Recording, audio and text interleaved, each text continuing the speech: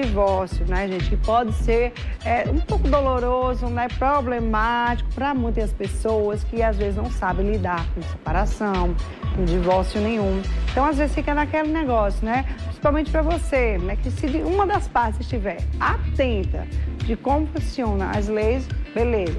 E para a gente tirar as dúvidas de hoje, a gente trouxe aqui a nossa advogada, a doutora Giovana Moura, está aqui comigo. E a gente vai falar sobre esse assunto. Se você tiver alguma dúvida, quiser fazer alguma pergunta, já manda no nosso WhatsApp. A gente vai deixar aqui na nossa telinha para que você já pegue o número, tá? E já mande sua pergunta. É o 98173-3660, tá? Então já manda pra gente sua pergunta a partir de agora, tá bom? E aí, minha amiga, tudo bom? Seja bem-vinda. Bom dia, Marília. Bom dia a todos que estão nos assistindo nessa manhã. Quero agradecer pelo convite, é um prazer imenso estar aqui, tudo bem? Tudo ótimo. Deixa eu te fazer uma pergunta, né? Existem vários tipos de divórcios, é isso? Explica pra gente quais são os tipos de divórcios que existem. Vamos lá, antes de eu explicar os tipos de divórcio, é de suma importância, Marília, explicar o que é um casamento. O casamento é um contrato este que as partes assinam este contrato e diz assim, vamos respeitar esses tipos de cláusulas. A partir do momento que as partes deixam de respeitar aquelas cláusulas, existe o divórcio. Sim. Eles dizem assim, no ato de assinar, que sejam para sempre até que a morte nos separe. Mas, infelizmente, antes mesmo da morte, eles antecipam esse divórcio. Essa separação. É verdade, infelizmente. Muitos, né? Muitos. Então, para isso existe o divórcio. Como você mesmo disse, existem vários tipos de divórcio. Existe o tipo de divórcio litigioso e também o consensual. O divórcio litigioso é aquele quando as partes não aceitam os termos do divórcio. Por sua vez, Marília, o tipo de divórcio consensual é aquele que as partes aceitam os termos do divórcio. Realmente a vida 2 não está dando mais certo, vamos fazer o seguinte, vamos sentar, conversar e vamos estipular as cláusulas do divórcio. Eu assino, você assina, com quem vai ficar a guarda, com quem vai ficar os bens, como vai ser a partilha dos bens, é mais ou menos isso. Então, o divórcio consensual pode ser feito também em cartório, como também pode ser feito na justiça. Quando eu sei que as partes deverão procurar o cartório, quando aquele casamento não tiver filhos menores, incapazes, ou até mesmo a esposa não pode estar gestante. Por sua vez, Marília, o divórcio consensual judicial, as partes irão procurar a justiça quando existirem esses três condicionamentos. Tem que ter filhos menores, vai ter que ser na justiça, ainda que seja consensual, incapaz, e a esposa vai estar grávida. Me diga uma coisa, a questão da partilha de bens, como é que fica?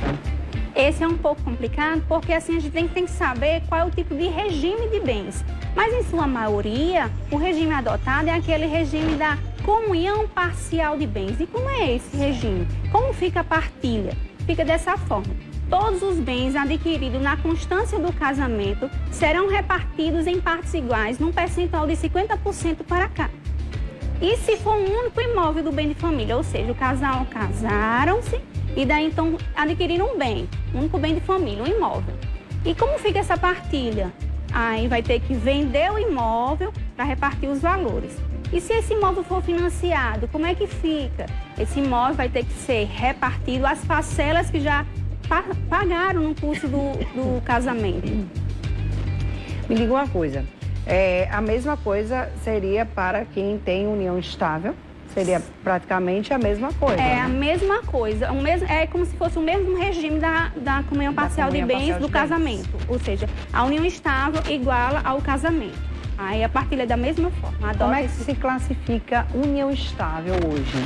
É a partir de quanto tempo que a pessoa está junto com a pessoa? Hoje não tem tempo, mas realmente, se o casal tem aquela vontade, o ânimo de constituir família, de ser parte, de construir filhos, ter filhos, de residirem juntos, de realmente constituir família, aí sim já configura-se a união estável. Não tem mais tempo, certo? Eu posso também configurar a união estável em casa, na minha casa e ele na casa dele. Mas o ânimo da gente é de constituir família, pronto, aí sim há uma união estável. A união estável, né?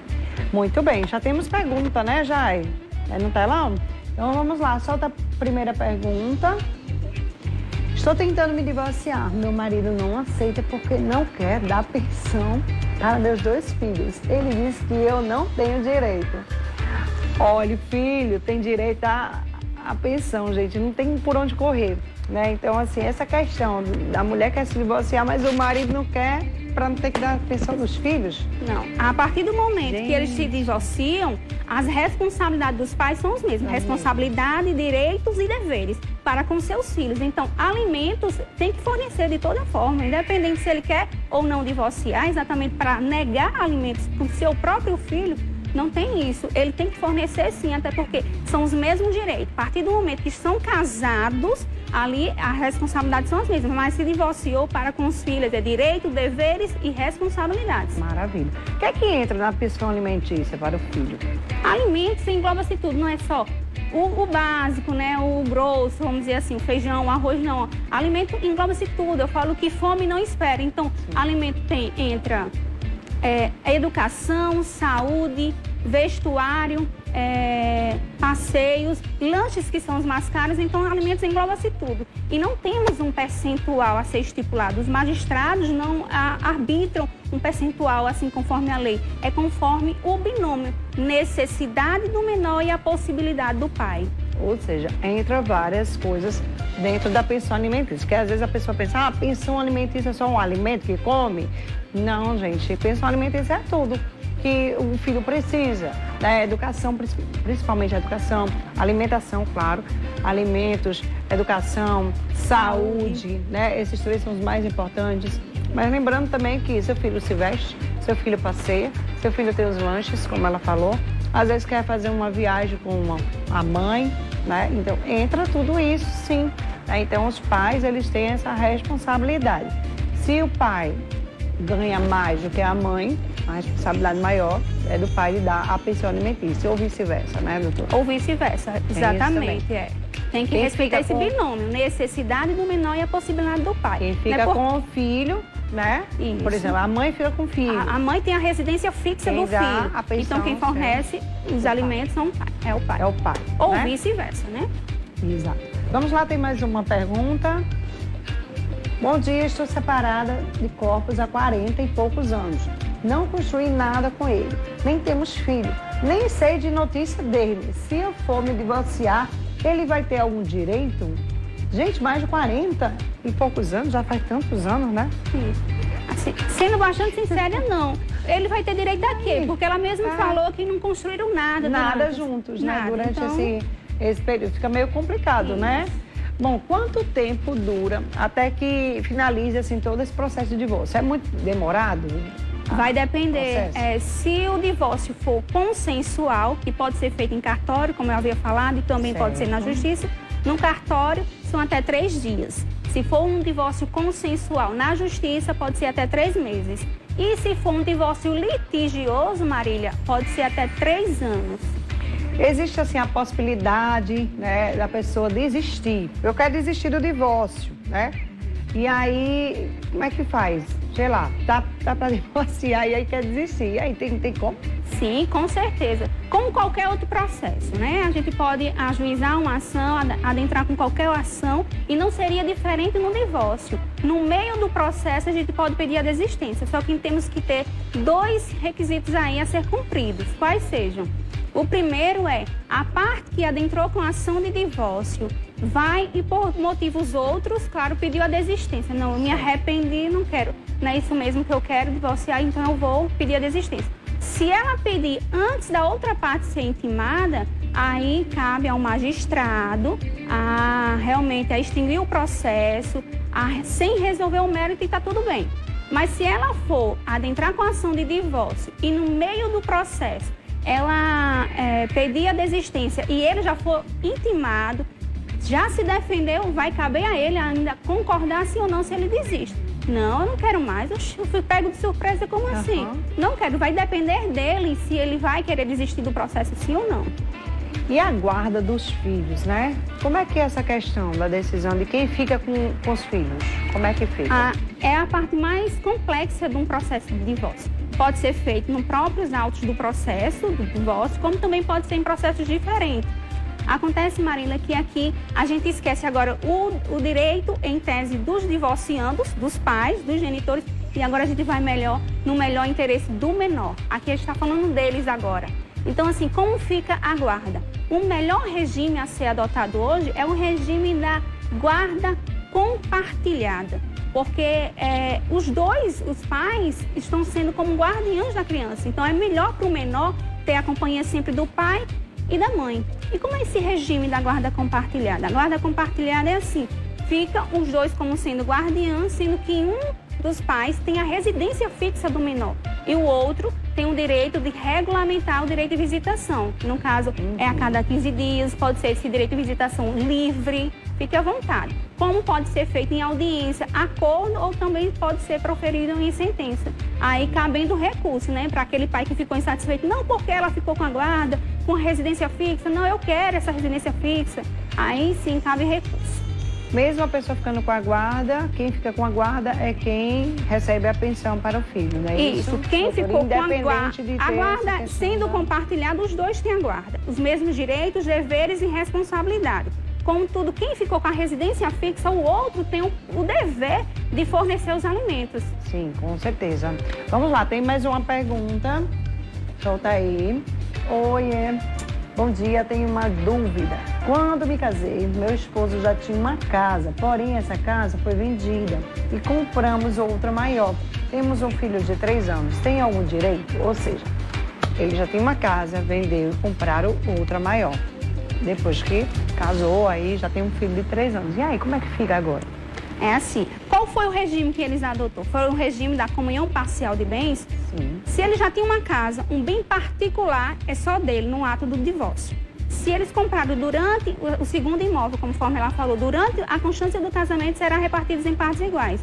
E o direito do filho é saber com quem vai ficar a guarda, vai ter que fornecer, um dos genitores vai ter que fornecer os alimentos e aí... Não, acho que aí ela não está divorciando, não. Acho que ela questão só falou... Em relação aos bens anteriores. Saber se ela teria direito, porque caso, do né? bem anterior, porque... não, é bem particular. Mas como ele vendeu e comprou uma casa já com ela... Sim.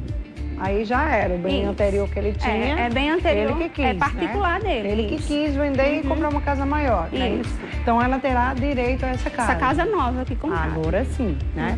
Bora lá, tem mais uma pergunta. Bora lá, solta aqui.